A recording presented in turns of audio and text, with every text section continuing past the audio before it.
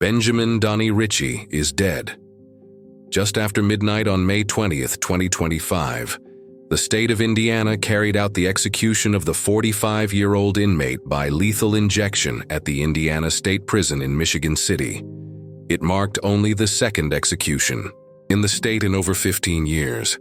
But for those who remember the killing of Officer William Bill Toney in 2000, the memory never faded. Ritchie's case remained one of the most haunting in Indiana's criminal history, not because of a complicated investigation or unresolved questions, but because of how senseless and sudden it was. A stolen van, a foot chase, 4 bullets, and a father of 2 lying fatally wounded on the pavement, his badge and service weapon still holstered. In this report, we'll take you through the facts of the case, his troubled upbringing, the crime that shattered a community, the trial that led to the death sentence, the many legal appeals that followed, and the final day of his life. Benjamin Ritchie was born on May 3, 1980, in Indiana, into what could be described as an unstable and unforgiving environment. His mother reportedly consumed alcohol and drugs during pregnancy, which would later form the basis of defense claims related to cognitive impairment. His early life was marked by erratic behavior, suspected developmental delays, and later, a formal diagnosis of bipolar disorder. Ritchie also suffered from lead exposure as a child, a risk factor for long-term neurological damage. By his teenage years, he had already begun experimenting with drugs and alcohol. He dropped out of school, cycled through temporary jobs, and began accumulating a criminal record that included theft, burglary, and drug possession. In 1998, at the age of 18, he was convicted of burglary and placed on probation. By the time of the 2000 incident, he was already viewed by law enforcement as a repeat offender. His attorneys would later argue that Ritchie was more than the sum of his crimes, that he was a man shaped by a cycle of poverty, untreated mental illness, and systemic failure. But by then, the public narrative had already hardened. Benjamin Ritchie was a cop killer. It was just after 1 a.m. on September 29, 2000, when Ritchie and 2 accomplices stole a Chevrolet Astro van from a gas station in Beech Grove, a small city just outside Indianapolis. Officer William Bill Toney, a 31-year-old police officer with just 2 years on the force, responded to the report of a stolen vehicle. As the van sped through residential streets, it eventually came to a stop. Ritchie fled on foot. Officer Toney gave chase. The pursuit led through backyards and alleys in the dark. According to court documents, Ritchie was armed with a .40 caliber handgun. At one point during the chase, he turned and fired 4 shots. One of those bullets pierced Officer Toney's bulletproof vest through an area where the panels did not overlap. The shot struck the officer in the chest. He collapsed almost immediately. His body was later found by fellow officers responding to the scene. Toney was rushed to the hospital but pronounced dead shortly after arrival. Witnesses said Ritchie continued fleeing until sunrise. He was captured the next day after a coordinated search. The murder of Officer Toney shocked the state. He had a wife, 2 young daughters, and a reputation for being calm under pressure. Flags were flown at half-staff. Schools in Beech Grove held moments of silence. For many, the randomness of the crime made it even harder to process. An officer gunned down while doing exactly what he was trained to do.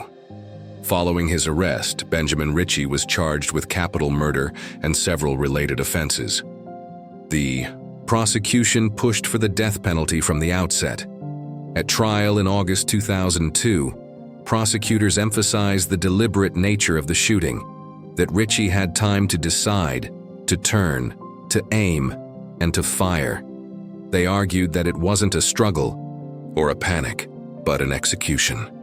The defense, meanwhile, leaned into Ritchie's mental health background. They brought in expert witnesses who detailed his childhood trauma, bipolar disorder, and cognitive impairments possibly linked to prenatal drug exposure and lead poisoning. They claimed he lacked full awareness or intent. During the sentencing, Faye's Officer Toney's widow, Christina, addressed the court. She described her late husband as a devoted father, a Sunday school teacher, and a man who believed in second chances. But in her statement, she said clearly, "Some things cross a line you don't come back from." After a short deliberation, the jury returned a unanimous verdict: death. Benjamin Ritchie was officially sentenced to die by lethal injection. Over the next 2 decades, Ritchie's legal team filed a series of appeals, both at the state and federal level. In 2005, they argued ineffective counsel. In 2009, they claimed newly discovered evidence regarding his psychiatric history warranted a retrial. In 2012, they requested clemency, citing a growing national debate over executing individuals with mental illness. Each request was denied. The Indiana Supreme Court consistently upheld the conviction and sentence. A final appeal was brought before the U.S. Supreme Court in early 2025, claiming the state had failed to consider mitigating psychological factors. That appeal was also rejected. During his time on death row, Ritchie reportedly attempted to rehabilitate. He enrolled in mental health treatment programs, took correspondence Bible study courses, and maintained contact with a small circle of family members. In letters obtained by the Indiana Department of Corrections, he expressed remorse for what had happened but did not deny responsibility. "I think about Officer Toney every night," he wrote in a letter from 2023. "There's no peace in this, only regret." On May 20th, 2025, the execution was carried out shortly after midnight.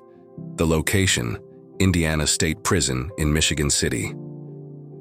Due to department policy, no media representatives were present inside the chamber.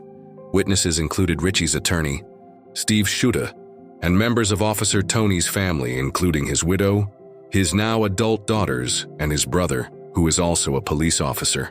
The lethal injection process began at 12:23 a.m. Ritchie was pronounced dead at 12:46 a.m. According to Department of Corrections officials, Ritchie had requested a last meal from Olive Garden: lasagna, fettuccine alfredo, and chicken parmigiana. His request was granted. His final words, spoken just before the chemicals were administered, were, "I love my family, my friends, and all the support I've gotten. I hope they all find peace." After the execution, Officer Toney's widow issued a brief statement. "Justice doesn't bring him back, but we never gave up, and now we can rest." No disturbances were reported during or after the procedure. The execution was Indiana's second since reinstating the death penalty after a long hiatus. It was also the 18th execution in the United States in 2025. The case of Benjamin Ritchie closes a legal chapter that lasted nearly a quarter of a century.